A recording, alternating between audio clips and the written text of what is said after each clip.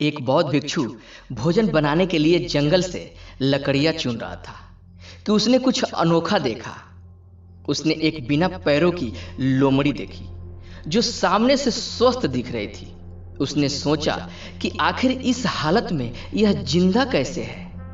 वह अपने विचारों में खोया ही था कि अचानक जंगल में हलचल होने लगी। जंगल का राजा शेर उसी तरफ आ रहा था। भिक्षु तेजी से पेड़ पर चढ़ गया और वहां से देखने लगा।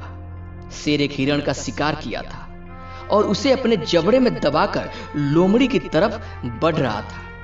उसने लोमड़ी पर हमला नहीं किया बल्कि उसे खाने के लिए मांस के टुकड़े दे दिए। भिक्षु को यह देख और भी आश्चर्य हुआ कि शेर लोमड़ी को मारने की बजाय उसे भोजन दे रहा है।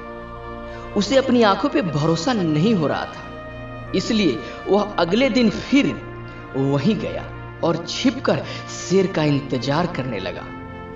आज भी वैसा ही हुआ। भिक्षु खुद से बोला, यह भगवान के होने का प्रमाण है।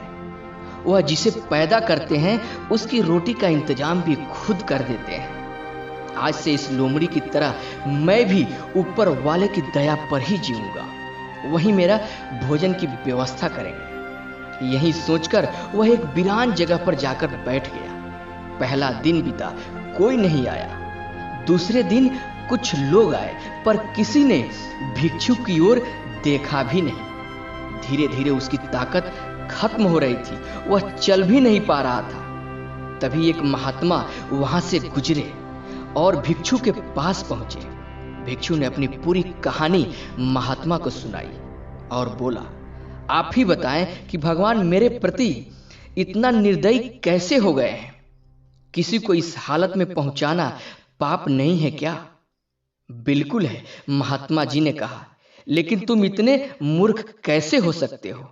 क्यों नहीं समझते कि ईश्वर तुम्हें उस शेर की तरह बनते देखना चाहते थे, लोमड़ी की तरह नहीं। जीवन में भी ऐसा ही होता है। हमें चीजें जिस तरह से समझनी चाहिए उसके विपरीत समझ लेते हैं।